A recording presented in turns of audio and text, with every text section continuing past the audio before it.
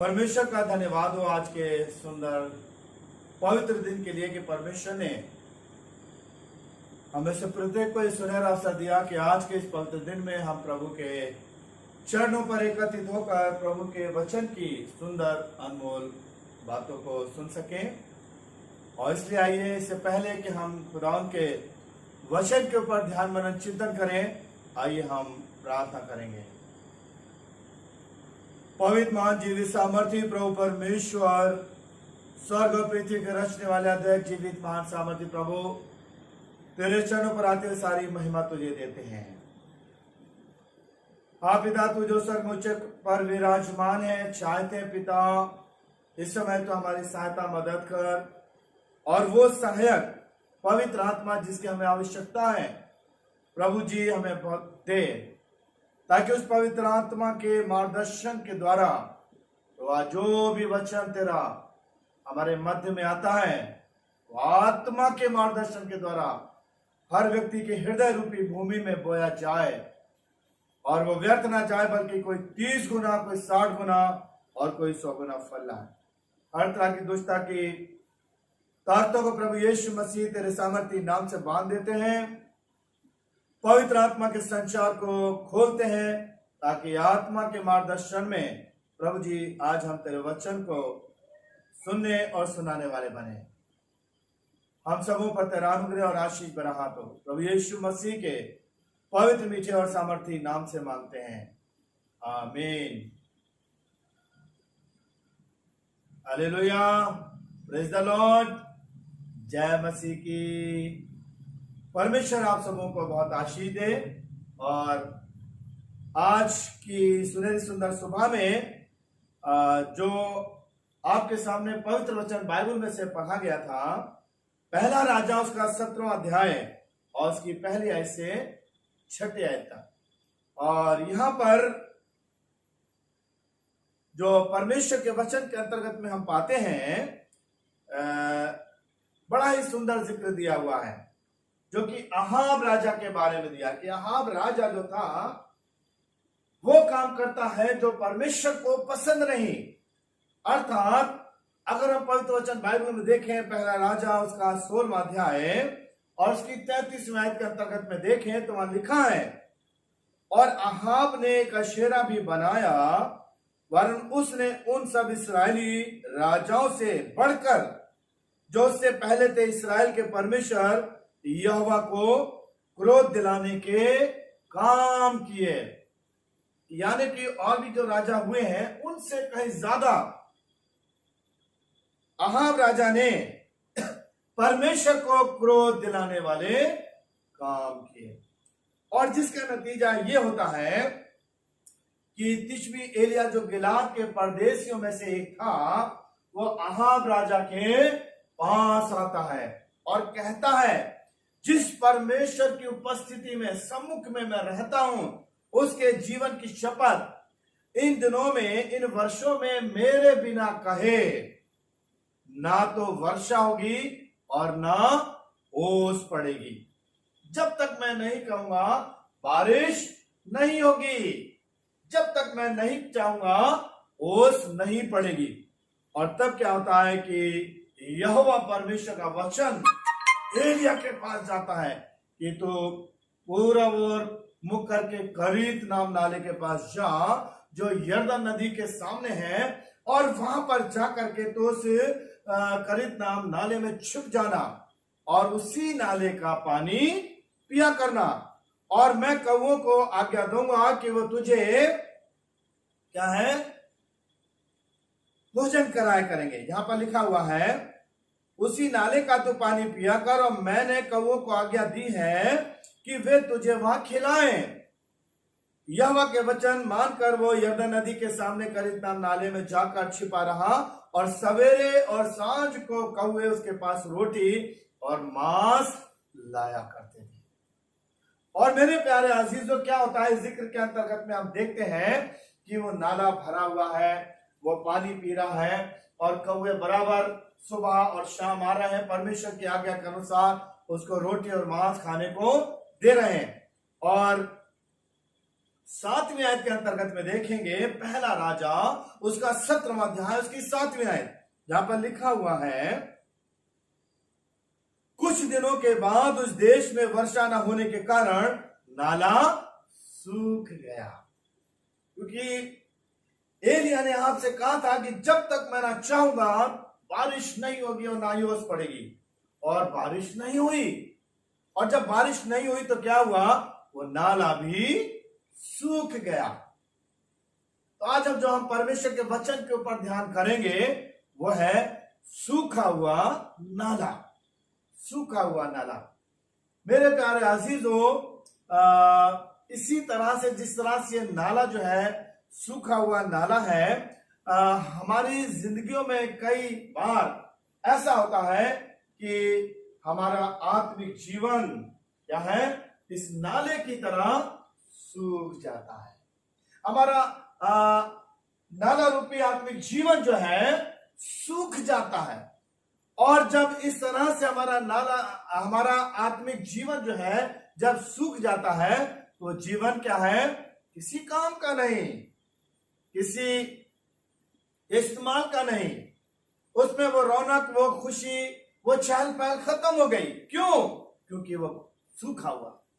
हमारी आत्मिक जिंदगी में ये पवित्र आत्मा रूपी जल, जिस तरह से उस नाले में वो जल भरा हुआ है और उसमें बड़ी चहल पहल है, एलिया इसमें पानी पी रहा है और उसको जीवन चर्या चल रही है, मगर जब वो नाला सूख गया तो क्या हुआ, एलिया के लिए भी परेशानी खड़ी हो गई। और वहां वचन में पढ़ते हैं कि फिर वो सारपत की विधवा के पास जाता है। इसी तरह से हमारी आत्मिक जिंदगियां, जब हमारी आत्मिक जिंदगी का ये नाला सूख जाता है, अर्थात पवित्र आत्मा रूपी जल जब हमारे जीवन के अंतर्गत में नहीं होता है, तो हमारा जीवन कैसा है, सूखा, वीरान, सुनसान। उससे किसी को भी कोई लाभ नहीं है। हमारा खुद का जीवन व्यर्थ और बेकार।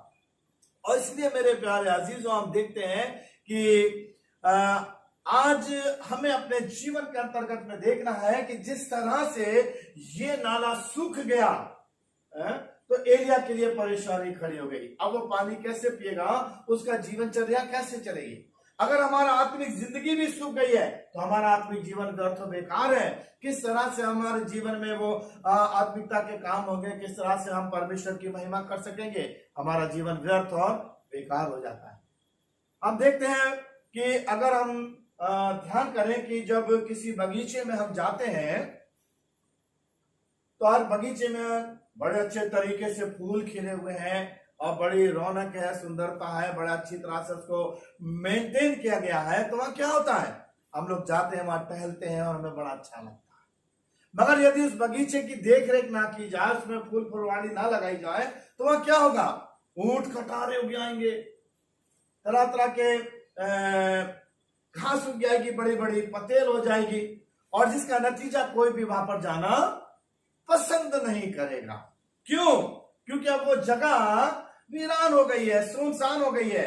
जो वहां पर एक रौनक थी फूलों को और ताजगी और बड़ा अच्छा मेंटेन है, अच्छा है, वहां पर टहलने की जगह है, घूमने की जगह है, मगर यदि वहां पर उसको देखभाल ना करी जाए तो क्या होगा, वहां पर ऊंट कटारे हो आएंगे, बड़ी बड़ी घास हो जाएगी और फिर वहां कोई भी जाना पसंद नहीं करेगा।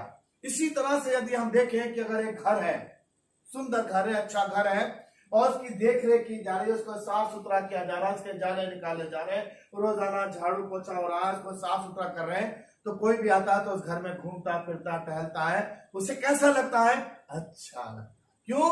क्योंकि घर साफ सुथरा मेंटेन है, जिन चीजों की जरूरत वहां पर होना चाहिए वो वहां पर है। मगर वही घर अगर बंद कर दिया जाए तो क्या होगा, मट्टी, धूल, और फिर बंद बंद में उसमें नाना प्रकार के बिच्छू, सांप और तरह तरह के और भी कीटाणु टाइप के आ जाएंगे और घर गंदा मैला हो जाएगा। और फिर वो जब वहां पर हम जाएंगे तो हमें जाना अच्छा नहीं लगेगा। इसी तरह से मेरे प्यारे अजीजों, हमारा जीवन है, जब वो नाला सूख गया तो वीरानगी हो गई, सुनसान हो गया। हमारा आत्मिक जीवन सूखने के बाद क्या है, वीराना, सुनसान, कोई चहल पहल नहीं, कोई रौनक नहीं, व्यर्थ और बेकार। और इसीलिए परमेश्वर के वचन में अगर हम देखेंगे तो वहां लिखा हुआ है 1 कुरिन्थियों का 3 अध्याय और उसकी 16वीं आयत में। 1 कुरिन्थियों 3 अध्याय उसकी 16वीं आयत, क्या तुम नहीं जानते कि तुम परमेश्वर का मंदिर हो? क्या तुम नहीं जानते कि तुम परमेश्वर का मंदिर हो और परमेश्वर का आत्मा तुम में वास करता है? पवित्र आत्मा का मंदिर।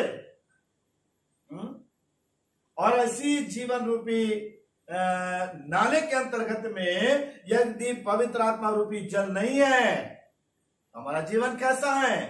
व्यर्थ है, बेकार है, किसी काम का नहीं, क्योंकि हमारी देह क्या है? परमेश्वर का मंदिर है। अगर ये गंदा है, जैसे घर गंदा है, हम जाना पसंद नहीं करते। एक बगीचे में घास कूड़ा करकट उड़ रही है, ऊंट कटारे उड़ रहे हैं, तो वहां कोई जाना। इसी तरह से हमारे जीवन में क्या है? अगर निरी सांसारिक बातें हैं, शैतानियत की बातें हैं, गंदी बातें हैं और दुनियावी ख्वाहिश इच्छा है, तो मेरे प्यारे अजीजों, वह परमेश्वर का निवास नहीं होता। क्यों? क्योंकि हमारी देह में वो पवित्र आत्मा रूपी जल नहीं है। आत्मा रूपी जिंदगी हमारी क्या है? वो सूख चुकी है। और इस तरह से क्या होता है कि जब हम अपनी जिंदगी में इन बातों पर ध्यान नहीं करते हैं, हमारा आत्मिक जीवन सूख जाता है और हम सोचते हैं कि हम बड़ी आराधना कर रहे हैं, हम बड़ी प्रार्थना कर रहे हैं, मगर वास्तविकता क्या है? पवित्र आत्मा रूपी जल जो है हमारे जीवन में नहीं है, और जिसका नतीजा हमारा आत्मिक जीवन सूखा है। हम दुआ तो बड़ी कर रहे हैं, प्रार्थना बड़ी कर रहे हैं, प्रभु हमारा उद्धार करता, प्रभु हमारा छुटकारा, हमें कोई डरने की आवश्यकता नहीं, हमें किसी तरह की भय की आवश्यकता नहीं। मगर जब पवित्र आत्मा रूपी जल जो हमारी जिंदगी में होना चाहिए वो नहीं है, हमारा आत्मिक जीवन सूखा हुआ है, उस नाले की मानिंद। हमारी आराधना दिखावटी है, हमारी आराधना केवल एक दिखावा है। हम उन व्यक्तियों की तरह, एक इलस्ट्रेशन मुझे याद आ रही है। एक बार एक व्यक्ति ने बहुत से तोते पाले और उसने उन तोतों को पाला, अपने घर में लेकर के आया और उन्हें खाने पीने को दिया। उनको सिखाता था, बहेली आएगा, जाल बिछाएगा, दाना डालेगा, मगर तुम जाल में मत फंस जाना। बहेली आएगा, जाल बिछाएगा, दाना डालेगा, मगर तुम जाल में मत फंस जाना। और वो डेली उन तोतों को ये बात सिखाता रहा। और क्या हुआ कि वो तोते इस बात को सीख गए। और क्या होता था कि जैसे ही वो व्यक्ति वहां पर आता था, वो तोते एकदम बोलने लगते थे, बहेली आएगा, जाल बिछाएगा, दाने डालेगा, मगर तुम जाल में मत फंस जाना। और जब उस व्यक्ति ने देखा कि ये तोते जो हैं बहुत अच्छी तरह से इस बात को सीख गए हैं और वो एक ही साथ रहते हैं, तो उसने जंगल में ले जाकर उन्हें छोड़ दिया। और जब वो जंगल में उनको छोड़ दिया तो एक साथ रहते थे, तो एक ही साथ ही जहां कहीं भी जाते थे, उड़ते थे और चल देते थे। और उसी जंगल में एक बहेलिया था जो कि तोतों को पकड़ करके उनका व्यापार करता था, उनको पिंजरे में डालकर बेचा करता था। और क्या होता है कि वो बहेलिया जो है वहां पर आता है और जाल लेकर के जब वो चला जा रहा, उसने देखा एक पेड़ पे तोते बैठे, उसने कहा आज तो बहुत अच्छा हुआ, बड़ा खुश हुआ, बड़ा आनंदित, आज तो बड़े ढेर तोते मुझे मिल जाएंगे। और जैसे ही वो वहां पर अपना जाल लेकर उस पेड़ के नीचे आता है, तोते बोलते हैं, बहेलिया आएगा, जाल बिछाएगा, दाना डालेगा, मगर तुम जाल में मत फंस जाना। वो देखता, अरे इतने समझदार तोते, अरे इन्हें तो सब कुछ पता है। और वो क्या हुआ? बड़ा निराश हुआ, अपना जाल डाला और अपने घर की ओर चला गया।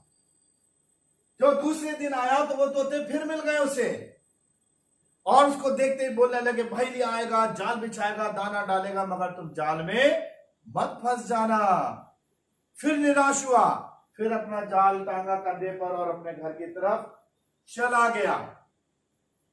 और जब उसकी पत्नी ने कहा कि क्या बात है कि तुम डेली खाली हाथ चले आते हो और बड़े निराश नजर आ रहे हो, तो उसने अपनी पत्नी को बताया, अरे मैं जंगल में जाता हूं, तोते हैं जो कि मुझे देखते हैं और इस तरह से एकदम मुझे देखकर बोलने लगते हैं कि बहेलिया आएगा, जाल बिछाएगा, दाना डालेगा, मगर तुम जाल में मत फंस जाना। और मैं निराश होकर आ जाता हूं। थोड़ा विचार करने लगे। फिर उसकी पत्नी ने उसे समझाया कि कोई बात नहीं, ऐसा करना कि वो तोते आते हैं, बोलते हैं, बोलने दो, तुम अपना जाल बिछाना और बिछा के चले आना। हो सकता है वो तोते चले जाएंगे, दूसरे तोते आएंगे दिन भर में और वो उसमें फंस जाएंगे और हमारा काम हो जाएगा, हमारा व्यापार चलेगा। उसने कहा हाँ, ये बात तो सही है। और क्या होता है, दूसरे दिन वो जाता है और जैसे वो जाता है वो तोते उन्हें मिल जाते हैं और बोलने लगते हैं, भाई लिया आएगा, जाल बिछाएगा, दाना डालेगा, तुम जाल में मत फंस जाना।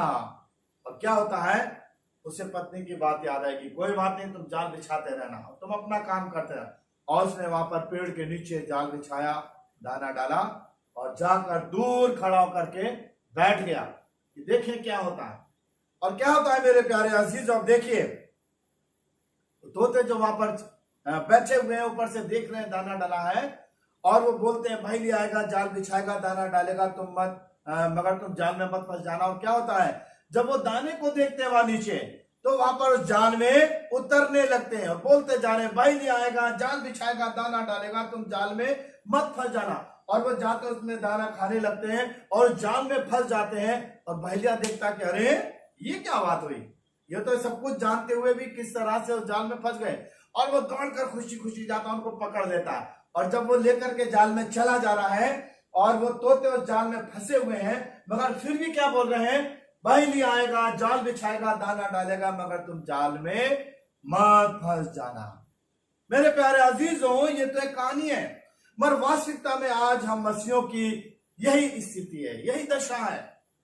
हम आराधना कर रहे हैं, गीत गा रहे हैं, प्रार्थना कर रहे हैं, चर्च में जा रहे हैं, घरों में, मगर वास्तविकता में क्या है, हमारे पवित्र आत्मा रूपी जीवन सूखा हुआ है, वो सूखे नाले की तरह।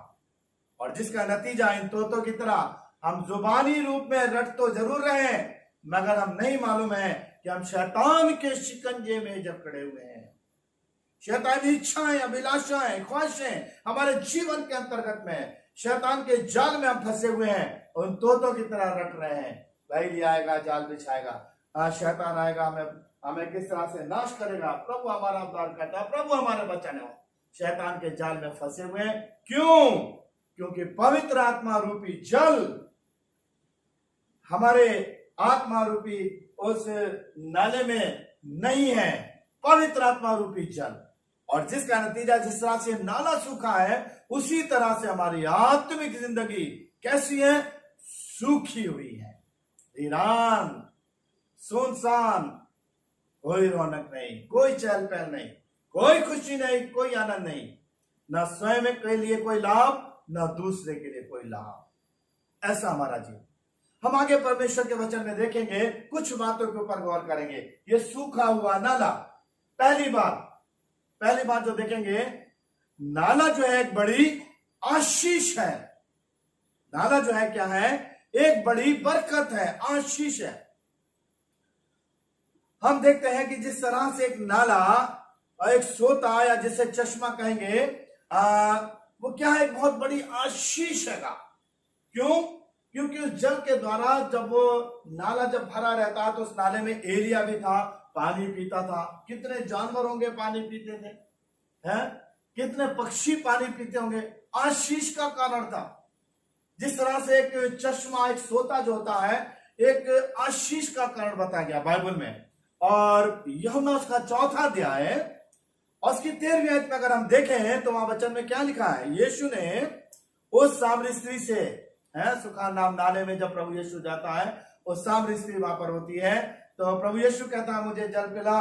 तो सामरी स्त्री कहते अरे यहूदी सामरियों से कोई भी नाता नहीं रखते, मगर तुम उससे पानी मांग रहा। तो यीशु कहता है, यीशु ने उसको उत्तर दिया कि जो कोई ये जल पिएगा वो फिर प्यासा नहीं होगा, परंतु जो कोई उस जल में से पिएगा जो मैं उसे दूंगा वो फिर अनंत काल तक प्यासा ना होगा, वरन जो जल में उसे दूंगा वो उसमें एक सोता बन जाएगा जो अनंत जीवन के लिए उमड़ता रहेगा।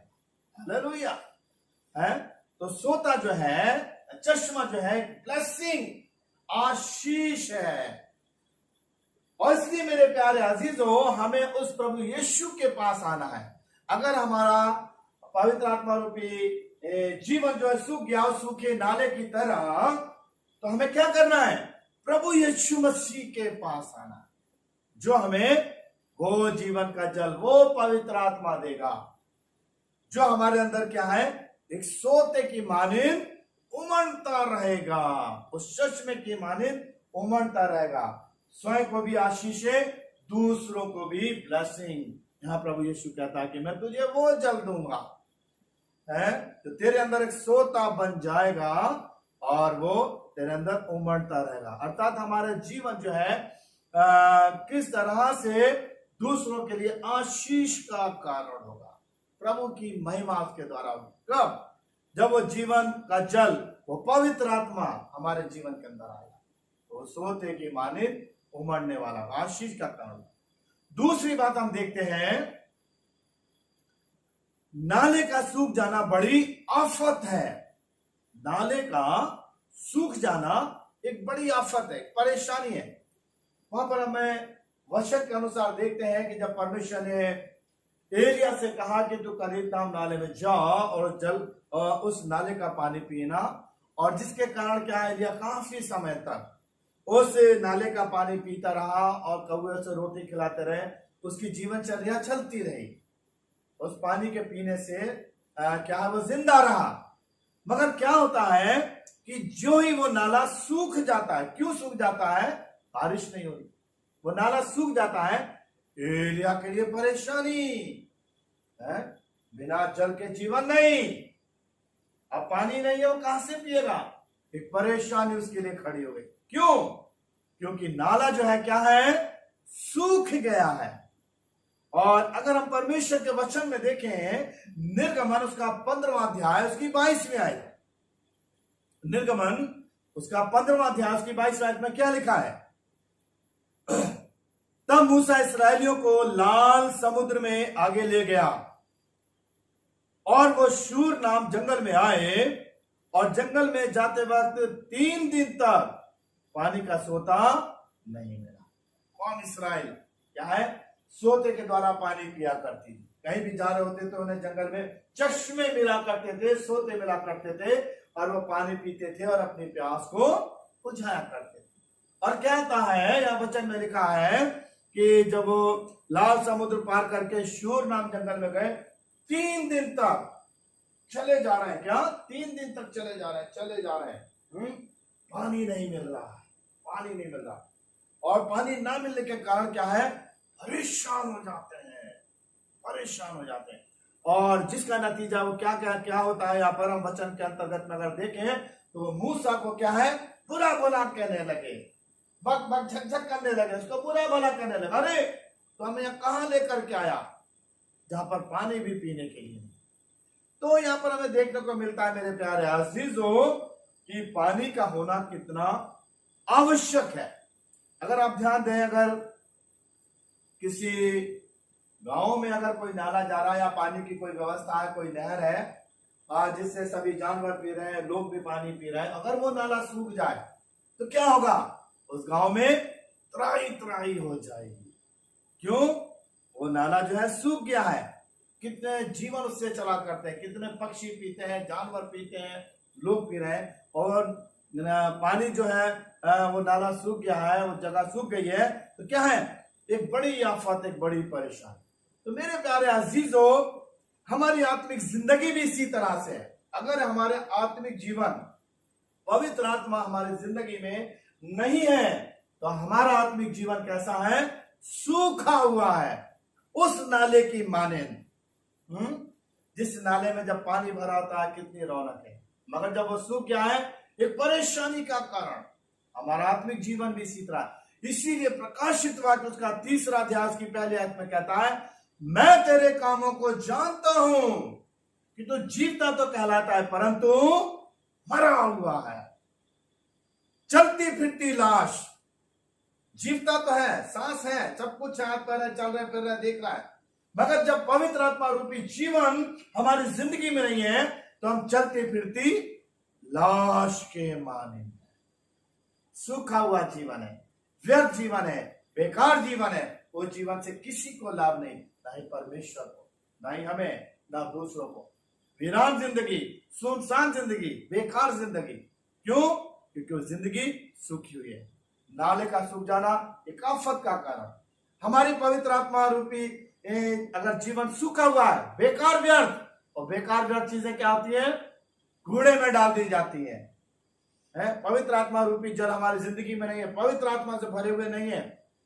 प्रभु भी आखिर में कह रहा है, मैं तुम्हें नहीं जानता कौन है, इस आग और गंधक की झील में चले जाओ, या रोना पीटना दांतों का पीसना। तो अवश्य मेरे प्यारे अजीजों कि पवित्र आत्मा रूपी जल हमारे अंदर है, वो नाला सूख गया, बड़ी परेशानी। हमारे आत्मिक जिंदगी में भी अगर हमारा पवित्र आत्मा रूपी जीवन सूख जाता है तो हमारे लिए बड़ी परेशानी का कारण। फिर हम परमेश्वर के वचन में देखेंगे तीसरी बात, नाला एकदम नहीं सूखता, धीरे धीरे सूखता है ना। नाला एकदम नहीं सूखता बल्कि धीरे धीरे सूखता है।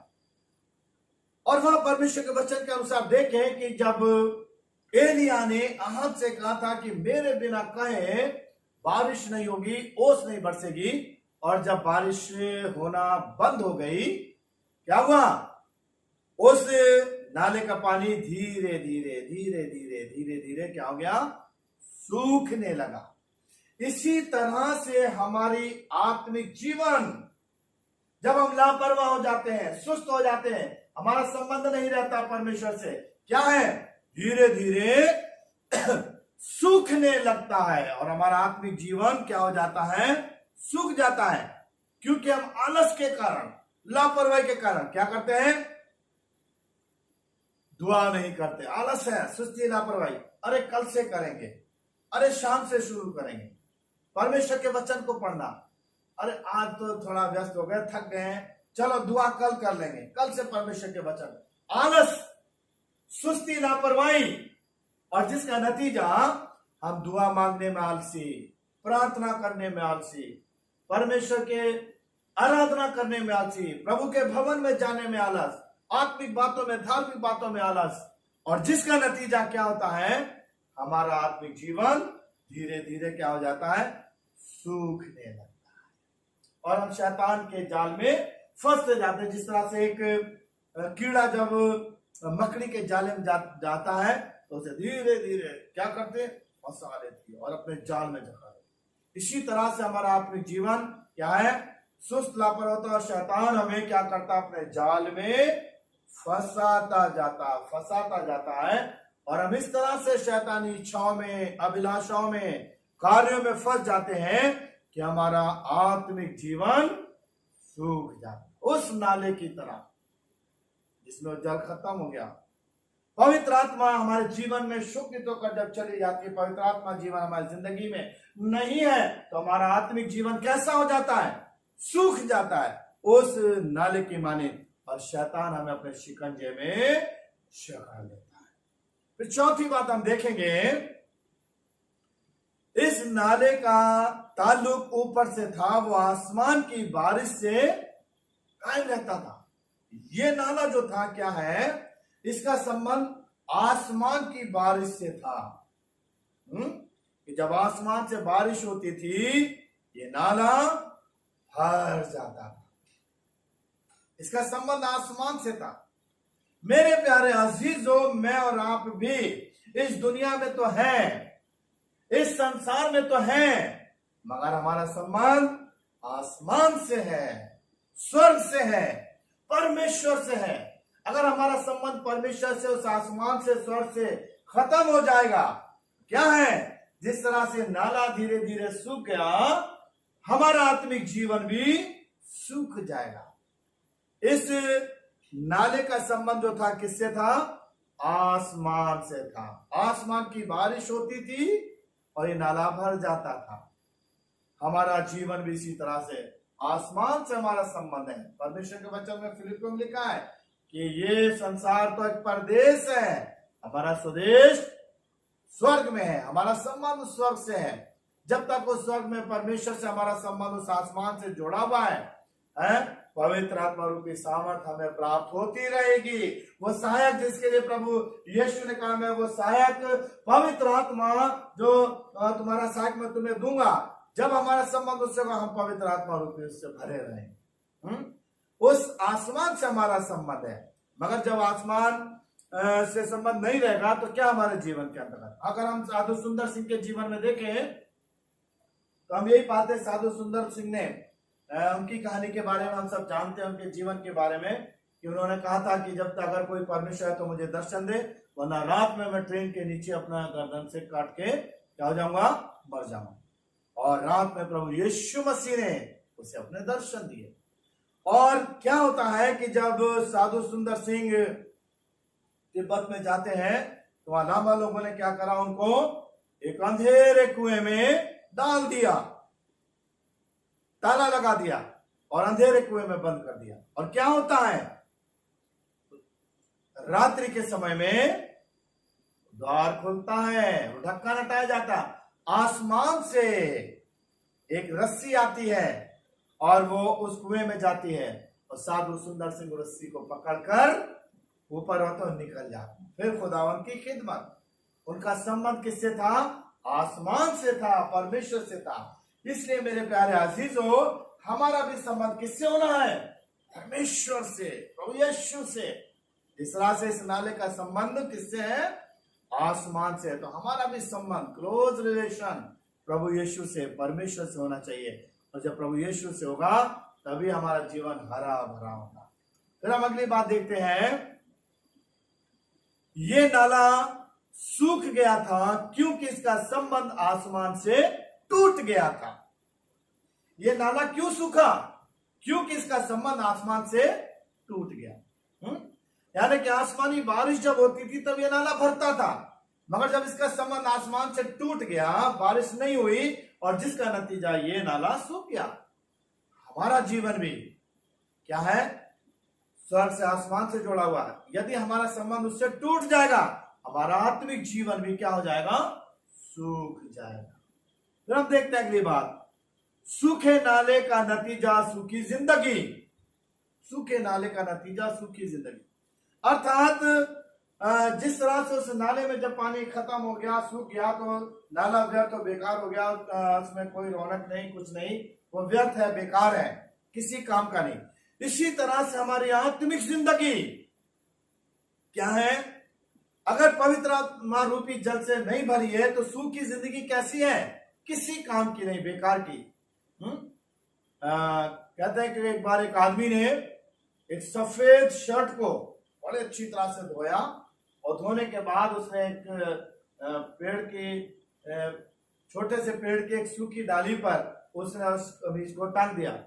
और जैसे उसने उसकी कमीज पर डांगा, वो डाली सूखी थी, वो टूट गई और शर्ट क्या हो गई? गंदी हो गई, मैली हो गई, सूखी लकड़ी, बेकार, कोई फायदा नहीं। इसी तरह से मेरे प्यारे अजीजों, हमारा आत्मिक जीवन, पवित्र आत्मा का जीवन, अगर पवित्र आत्मा हमारी जिंदगी में, हमारा जीवन हरा भरा है, हरे भरे पेड़ की माने, और पवित्र आत्मा रूपी जीवन हमारे अंदर नहीं तो हम सूखे पेड़ की माने नहीं। इसलिए हम देखते हैं कि जो माँ बाप पवित्र आत्मा से भरे हुए हैं, जिनकी आत्मिक जिंदगी हरी भरी है, उनके बच्चे भी पवित्र आत्मा रूपी जीवन से भरे रहेंगे। क्यों? क्योंकि उसका संबंध उससे है। जो गुरु, जो उस्ताद, जिनका आत्मिक जिंदगी सूखी हुई है, उनके शागिर्द, उनके चेले भी, उनका आत्मिक जिंदगी कैसी होगी? सूखी होगी, है ना। जो कलीसिया, जिसका आत्मिक जीवन सूखा हुआ है, वो संसार जहां पे वो रहते हैं, उनके अड़ोस पड़ोस सब के हाथ से संबंधी, सब उनका जीवन कैसा है? सूखा हुआ है, सूखी जिंदगी। और इसलिए मेरे प्यारे अजीजों, आज के सुंदर सुबह में मुझे आपको गौर करना है कि किस तरह से सूखा नाला, सूखी जिंदगी कैसी है? बेकार की, व्यर्थ की, किसी कार्य की नहीं। आगे हम परमेश्वर के वचन के अंतर्गत में देखेंगे। 7वीं और अंतिम बात को देखें, सूखे नाले में नई जिंदगी आ सकती है, वो फिर भर सकता है। सूखे नाले में जिंदगी आ सकती है, वो फिर भर सकता है। यानी कि जिस तरह से नाला, जब एलिया ने कहा था कि जब तक मैं ना चाहूं तब तक बारिश नहीं होगी, और जब तक एलिया ने नहीं चाहा, वो क्या हुआ, वो नाला धीरे धीरे सूख गया। मगर उसके उपरांत क्या वो हमेशा सूखा रहा? नहीं, उसमें फिर बारिश होने के बाद वो नाला फिर से भर गया होगा, फिर से उसमें एक चहल पहल आ गई होगी, फिर से उसमें एक रौनक आ गई होगी, उसमें फिर से जल भर गया होगा। कितने पक्षी आकर उसमें पानी पीते, उनका जीवन चल रहा, कितने जानवर आते होंगे जो पानी पीते हैं, कितने लोग आते होंगे अपने तरह तरह के कार्य उस नाले के द्वारा करते, अर्थात उस नाले में फिर से एक जिंदगी, एक जीवन फिर से आ गया। आज मेरे प्यारे अजीजों, हमारा अगर आत्मिक जीवन सूखा हुआ है तो परमेश्वर चाहता है कि वो फिर से हमारे जीवन को हरा भरा कर सकता है। यदि हम अपने संबंध को परमेश्वर से जोड़ेंगे तो पवित्र आत्मा रूपी जल हमारे जीवन में, कहता है अंत के दिनों में मैं अपना आत्मा सब मनुष्यों के ऊपर उड़ेलूंगा, अंत के दिनों में। और यहां पर हम परमेश्वर के वचन में देखें, भजन संहिता उसका 105वां अध्याय और उसकी 41वीं आयत, जहां प्रभु के वचन में क्या लिखा है, उसने चट्टान फाड़ी तब पानी बह निकला और निर्जल भूमि पर नदी बहने लगी। हालेलुया, कितनी सुंदर बात। क्या है? भजन संहिता 105:41, उसने चट्टान को फाड़ा, चट्टान में से पानी, उसने चट्टान फाड़ी तब पानी बह निकला और निर्जल भूमि में, जहां पर जल नहीं है, निर्जल भूमि में क्या करता है परमेश्वर? भूमि पर नदी बहने लगी। हालेलुया। इसी तरह से आज अगर हमारा जीवन पवित्र आत्मा ना होने के द्वारा सूखा हुआ है, परमेश्वर कहता है अंत के दिनों में अपना आत्मा सब मनुष्य पर डालूंगा, पवित्र आत्मा रूपी जल हमारे जीवन में आ जाएगा। परमेश्वर चाहता है कि निर्जल भूमि में उसने जल की नदियां मारी, पवित्र आत्मा रूपी जल की नदी परमेश्वर हमारे जीवन से आना चाहता है। हालेलुया। इसलिए हमें प्रभु के चरणों पर आना है। यशायाह उसका 32वां अध्याय और उसकी 12वीं आयत में, निर्जल देश में जल के झरने, वह तप्त भूमि में बड़ी चट्टान की छाया है। निर्जल देश में जल के झरने, निर्जल जहां पर कोई जल नहीं है, परमेश्वर जल के झरने वहां पर बहाने लगता है। हालेलुया। हाजरा और इस्माइल जब निकले थे और जब वो प्यास के मारे तड़प रहा था, वहां देखते हैं किस तरह से स्वर्गदूत के द्वारा तीर, वहां पर एक जल का सोता फूट निकला, जहां कुछ नहीं, असंभव में संभव। कौम इस्राएल जब चली जा रही है, पानी नहीं मिल रहा है, परमेश्वर कहता है चट्टान से बात करना, वो तुझे पानी देगी, मूसा से कहा था। और हम देखते हैं चट्टान से परमेश्वर ने कौम इस्राएल के लिए पानी निकाला। वो चट्टान कौन था? कुरिन्थियों में लिखा है प्रभु यीशु मसीह। हालेलुया। और इस तरह से अगर हम परमेश्वर के वचन को देखें, यशायाह का 41वां अध्याय और उसकी 18वीं आयत, यशायाह 41 की 18वीं आयत, मैं मुंडे टीलों से भी नदियां और मैदानों के बीच में सोते बहाऊंगा, मैं जंगल को ताल और निर्जल देश को सोते ही सोते कर दूंगा। हालेलुया। परमेश्वर का धन्यवाद। मैं मुंडे टीलों में भी, जो टीले हैं सूखे हुए हैं, परमेश्वर क्या कर रहा है? नदियां और मैदानों में के बीच में सोते बहाऊंगा। जो टीले हैं, जो सूखे वीरान है, परमेश्वर कहता है मैं से नदियां बहा दूंगा। और मैदानों के बीच में सोते बहाऊंगा, चश्मे बहेंगे। मैं जंगल को ताल है, जंगल में ताल, तालाब जहां पर वीरानी है, परमेश्वर तालाब, रौनक, और निर्जल देश को सोते ही सोते कर दूंगा। अगर आज मेरा आपका जीवन मुंडे टीलों की मानिंद है, सूखे मैदानों की तरह है, जंगल की तरह है, वीराना है, ऊंट कटारे उग रहे हैं, संसारिकता की बातें हैं, दुनियावी ख्वाहिशें, इच्छाएं हैं, और किस तरह से निर्जल देश की तरह हमारा आपका जीवन है, सूखा है, वीराना है, कोई चहल पर नहीं, कोई रौनक नहीं, व्यर्थ और बेकार है। परमेश्वर हमारे जीवन में क्या है, पवित्र आत्मा रूपी जल की नदियां बहा देना चाहता। हालेलुया। और इसलिए मेरे प्यारे अजीजों, मुझे आपको परमेश्वर के चरणों पर आना है, प्रभु को अपना जीवन समर्पित करना है? हमारा जीवन जो है, देखें क्या सूखे नाले की तरह पवित्र आत्मा रूपी जल के पानी से खाली तो नहीं है, सूखा हुआ तो नहीं है। और सूखा जीवन किसी काम का नहीं, व्यर्थ और बेकार है। जिस तरह से हम शाऊल के जीवन के अंतर्गत में देखते हैं, वो क्या है, मसीहों को सता रहा है, मार रहा है, परेशान कर रहा है, मगर प्रभु ने दमिश्क की राह पर उसे दर्शन दिए और उस शाऊल की जिंदगी बदल गई, पवित्र आत्मा की सामर्थ्य से भर गया, पवित्र आत्मा की सामर्थ्य से। और फिर क्या है, पवित्र आत्मा उसका मार्गदर्शन करता है, गाइड करता है, और पवित्र आत्मा के चलाए पौलुस जाता है। हालेलुया। उसका जीवन आशीषमय हो गया। तरह तरह के रोगी आते थे, उसका रुमाल उसके कपड़ों को छूते तो चंगे हो जाते थे। परमेश्वर अपनी सामर्थ्य होकर के उसे इस्तेमाल करता। तो आज मेरे प्यारे अजीजों, मुझे आपको अपने जीवन में देखना है, क्या मेरा आपका जीवन वो सूखे नाले की मानिंद तो नहीं है। और परमेश्वर जो है चाहता है हमारे अंदर वो जल की नदियां बहा देना, पवित्र आत्मा। इसीलिए परमेश्वर के वचन में कहा कि जब पवित्र आत्मा तुम पर आएगा तब तुम सामर्थ पाओगे, सामरिया, यहूदिया और दुनिया की छोर तक मेरे गवाह बनोगे। हालेलुया। तो आज के वचन के अनुसार मुझे आपको अपनी जिंदगी को उस नाले के उससे तौलना है, देखना है कि किस तरह से, जिस तरह से वो नाला तो पानी से भरा था, जब उसका संबंध खत्म हो गया धीरे धीरे सूख गया। मेरा आपका संबंध क्या परमेश्वर से है? अगर परमेश्वर से संबंध नहीं है, हम दुनियावी ख्वाहिशों इच्छाओं में फंसे हुए हैं, हमारी जिंदगी व्यर्थ और बेकार है। मगर जब परमेश्वर के आत्मा से हम जुड़े हुए हैं, तभी हमारी जिंदगी से भले काम होंगे। जो यशायाह 58 के अनुसार कहता है, भूखे को खाना खिलाना, बेवा कोई जरूरतमंदों की जरूरतों को पूरा करना। जो मत्ती 25:31 में लिखा है, जब परमेश्वर अपनी महिमा के सिंहासन पर विराजमान होगा, वो कहेगा, मैं भूखा था, तुमने मुझे खाने को दिया, मैं प्यासा था, तुमने मुझे पानी पिलाया, मैं बीमार था, तुमने मेरी सुधि ली, मैं बंदी गृह में था, तुम मुझसे मिलने आए, जब मैं नंगा था, तुमने मुझे वस्त्र पहनाए। प्रभु कब? अगर तुमने किसी के साथ किया। ये काम कब होंगे? जब वो पवित्र आत्मा की सामर्थ्य में और आप भरे होंगे।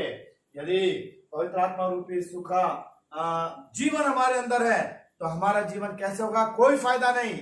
और तब प्रभु, मैं भूखा था, तुमने मुझे खाने को नहीं दिया, मैं प्यासा था, तुमने मुझे पानी नहीं दिया, मैं नंगा था, तुमने मुझे वस्त्र नहीं दिए, मैं बंदी गृह में था, तुम मुझसे मिलने नहीं आए, मैं बीमार था, तुमने मेरी सुधि नहीं ली।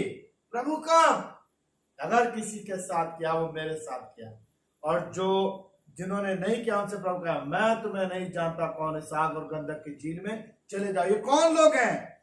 जिनका जो उस नाले की तरह उनका आत्मिक जीवन सूखा हुआ है, पवित्र आत्मा रूपी जल उनकी जिंदगी में नहीं है, इसलिए उनके अंतर्गत में दया नहीं है, परोपकार नहीं है, वो आत्मिक जीवन के कार्य नहीं, आत्मा के फल नहीं है। इसलिए वो किसी पर तरस नहीं खाते, किसी पर दया नहीं करते, भूखे को देख करके उन पर दया नहीं आती, प्यासे को देखकर पानी नहीं पिलाते। वो मैं और मेरा परिवार, मेरी जिंदगी और मेरा जीवन। और इसलिए वो क्या, उनके लिए क्या प्रतिफल है? आए दुष्ट लोगों, इस आग और गंधक की झील में चले जाओ, रोना पीटना दांतों का पीसना। ओ मेरे प्यारे, आज परमेश्वर मेरे आपकी जिंदगी को खुशनुमा बनाना चाहता, आनंदमय बनाना चाहता। अगर मेरा आपका जीवन उस नाले की तरह सूखा हुआ है, तो आज परमेश्वर के वचन में जिस तरह निर्जल देश में नदियां बहना चाहता, पवित्र आत्मा रूपी सामर्थ मुझे आपको देना चाहता, ताकि मेरा आपका जीवन ओ प्रभु की माने, प्रभु यीशु की माने, ओ सुनहरा सुंदर आत्मिकता से भरा। तरह तरह के अंधे लंगड़े बीमार आए, प्रभु ने चंगाई दी है, भूखों को खाना खिलाया, 5,000 7,000 को, नाना प्रकार के रोगी उसके चरणों पर आए, चंगाइयां दी, बीमारों को चंगाइयां दी, मुर्दों को जिंदा किया। मेरा तरह तरह के पापी आए, प्रभु ने उनके पापों को क्षमा दी। इसी तरह से प्रभु भी पवित्र आत्मा रूपी जल हमारे जीवन में देना चाहता है, ताकि हमारा जो जीवन उस नाले की तरह सूख गया है, वो पवित्र आत्मा रूपी जल से रौनकदार हरा भराओ और वो महिमा सेवा हमारे जीवन के द्वारा प्रभु की हो सके। प्रभु इस वचन के द्वारा मुझे आपको सामर्थ्य दे, तौफीक दे, ताकि मैं और आप अपने जीवन पर गौर करें कि आज मेरा आपका जीवन कैसा है। मैं और आप उस नाले की तरह मेरा आत्मिक जीवन सूखा तो नहीं है, और अगर ऐसा है तो हम अपने प्रभु के चरणों पर आए। जिस तरह से सामरिस्ती को प्रभु ने कहा, मैं तुझे वो जल दूंगा तो तेरे अंदर सोता बन जाए। हालेलुया।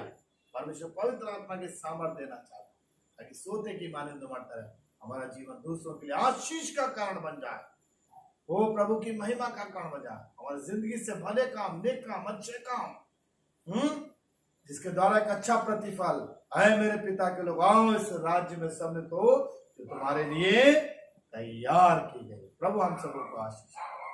आइए हम दुआ करें। हमारे महान जीवित सामर्थ्य प्रभु परमेश्वर, धन्यवाद देना चाहते हैं इस वचन के लिए जो तूने हमें दिया है। आज पिता परमेश्वर, इस वचन के द्वारा हम अपनी जिंदगियों को देखें, आत्मिक जीवन को देखें कि क्या उस नाले की मानंद हमारा जीवन सूखा हुआ तो नहीं है, और वास्तव में परमेश्वर हमसे प्यार करता है और वो किस तरह से निर्जल देश में जल के झरने भर देना चाहता है, सूखी भूमि में जल की नदियां बहा देना चाहता है। आज हमारा जीवन सूखा हुआ है तो परमेश्वर पवित्र आत्मा रूपी आत्मिक जल की नदियां बहा देना चाहता है ताकि हमारा जीवन आशीषमय हो, दूसरों के लिए, स्वयं के लिए, प्रभु के लिए, और हम वो स्वर्गीय राज परमेश्वर हमें देना चाहता है उसे प्राप्त करें। जब तक पवित्र आत्मा की सामर्थ्य हमें नहीं प्राप्त होगी, तब तक ये कार्य हमारे जीवन के द्वारा नहीं होंगे। इसलिए प्रभु हम प्रार्थना करते हैं हर व्यक्ति को, जैसा तूने अपने वचन में कहा है कि अंत के दिनों में मैं अपना आत्मा सब मनुष्यों पर उड़ेलूंगा। प्रभु हर सुनने वालों को अपने पवित्र आत्मा की सामर्थ्य दे ताकि आत्मिक जिंदगी से भर जाए और उनका जीवन आशीषमय हो, दूसरों के लिए, स्वयं के लिए, और प्रभु की महिमा हमारे जीवन में। प्रभु जी हम सबों को अपनी हर आशीषों से भरपूर कर महिमा के लिए इस्तेमाल कर, तेरा अनुग्रह दिया करुणा और सुनने वाले को, और यीशु मसीह के पवित्र मीठे और सामर्थी नाम से मांगते हैं, आमीन।